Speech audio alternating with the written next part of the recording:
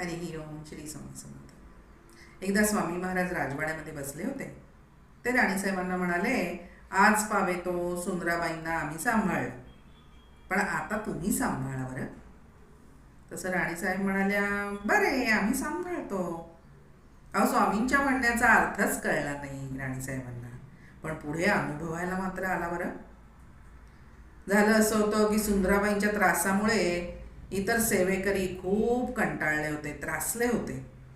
मग त्यांनी सगळ्यांनी मिळून कारभारी नाना बर्व्यांकडे अर्ज केले. पण काय झालं, राणीसाहेबांचा कृपाहस्त होता ना डोक्यावरती बाईंच्या, त्यामुळे त्या अर्जांचा काहीही उपयोग झाला नाही. मग या सगळ्यांनी कलेक्टरकडे अर्ज दिले. त्यानंतर मात्र बाईची चौकशी झाली आणि काढून टाकण्याचा हुकूम आला. तिच्या सर्व मालाची जप्ती झाली.